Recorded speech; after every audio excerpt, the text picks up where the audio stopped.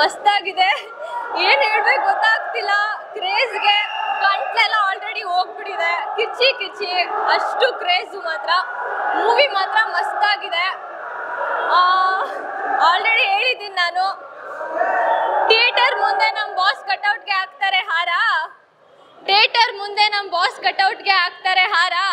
100 days successful ಆಗಲಿ ನಮ್ಮ Kaatera. Thank you.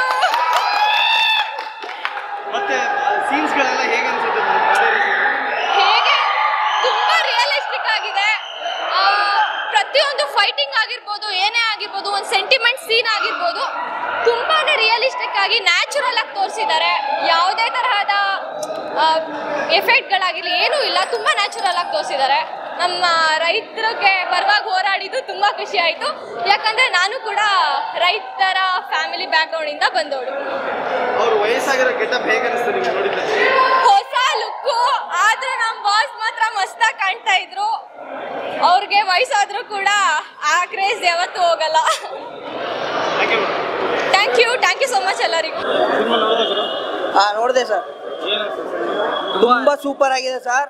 ಬಾಸ್ತು 55 cinema ಬೇರೆ ಲೆಕ್ಕ, ಇವಾಗ ಮಾಡಿರೋ ಕಾಟೇರ ಒಂದು ಮೂವಿ ಲೆಕ್ಕ ಸರ್. ನಾನು ಹೇಳದ್ನಲ್ಲ ಸರ್, ಗೊತ್ತಿರೋ ಗಂಡ್ಸು ಪ್ಯಾನ್ ಇಂಡಿಯಾ ಫಿಲಮ್ ಮಾಡ್ತಾರೆ, ಗೊತ್ತಿರೋ ಗಂಡ್ಸ್ ಮಾತ್ರ ಪಕ್ಕ ಕನ್ನಡ ಸಿನಿಮಾ ಮಾಡೋದು. ಜೈ ಕಾಟೇರ, ಜೈ the boss. World super sir. Boss ಹೆಂಗಿದ್ರು ಸೂಪರ್ ಸರ್. ಡಿ ಬಾಸ್ ವಯಸ್ಸಾದ್ರು ಸೂಪರ್, ನಿಂತ್ರು ಸೂಪರ್, ಡ್ಯಾನ್ಸ್ ಮಾಡಿದ್ರು ಸೂಪರ್, ಡೈಲಾಗ್ ಕೊಡಿದ್ರು ಸೂಪರ್. ಬಾಸ್ನ ಬೀಟ್ ಮಾಡೋ ಗಂಡ್ಸ್ ಇಡೀ ಕರ್ನಾಟಕದಲ್ಲಿ ಯಾರು ಹುಟ್ಟಿಲ್ಲ ಸರ್. ಜೈ ಡಿ ಬಾಸ್. ತುಂಬಾ ಚೆನ್ನಾಗಿದೆ ಬಾಸ್, ತುಂಬಾ ಸೂಪರ್ ಆಗಿದೆ. ಸೂಪರ್ ಆಗಿದೆ ಸರ್. ಸಿನಿಮಾ ನೋಡಿದ್ರೆ ಒಳ್ಳೆ ಸಮಾಜಕ್ಕೆ ಒಳ್ಳೆ ಕೊಡ್ಬೋದು, ಉತ್ತಮವಾದ ಒಂದು ಕೊಡ್ಬೋದು ಅಂತ ಹೇಳ್ಬೋದು. ಚೆನ್ನಾಗಿದೆ, ಸೂಪರ್ ಆಗಿದೆ. Boss is back, boss is back, super. ಈ ಬಾಸ್ಗೆ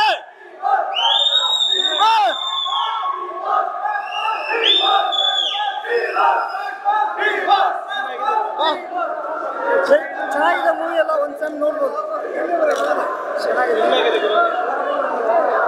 ಫಿಲಮ್ ಮಾತ್ರ ಸಖತ್ತಾಗಿದೆ. ಒಳ್ಳೆ ಫ್ಯಾಮಿಲಿ ಕೂತ್ಕೊಂಡು ನೋಡೋಂಥ ಫಿಲಮು. ಲಾಸ್ಟ್ ಒಳ್ಳೆ ಎಮೋಷನಲ್ ಇದೆ. ಆಮೇಲೆ ಬಾಸ್ ಮಾತ್ರ ಸಖತ್ತಾಗಿ ಯಾಕೆ ಮಾಡಿದ್ದಾರೆ. ಒಳ್ಳೆ ಲಾಸ್ಟ್ ಬರುವಾಗ ಕಣ್ಣೀರು ಇಟ್ಕೊಂಡು ಹೊರಗಡೆ ಬರ್ಬೋದು, ಆ ಥರ ಮೂವಿ ಇದೆ. Boss boss boss boss boss boss boss boss boss. ನಮ್ಮ ಬಾಸ್ ಕಟೌಟ್ಗೆ ಹಾಕಿದ್ದಾರೆ ಹೂವಿನ ಹಾರ. ನಮ್ಮ ಬಾಸ್ ಕಟೌಟ್ಗೆ ಹಾಕಿದ್ದಾರೆ ಹೂವಿನ ಹಾರ. ನಮ್ಮ ಬಾಸ್ ಫಿಲ್ಮ್ 100 ಪಕ್ಕ. ಫಿಲಮ್ ತುಂಬ ಚೆನ್ನಾಗಿದೆ. ಮನುಷ್ಯತ್ವ ಇರೋರು ಫಿಲಮ್ನ ನೋಡಲೇಬೇಕು.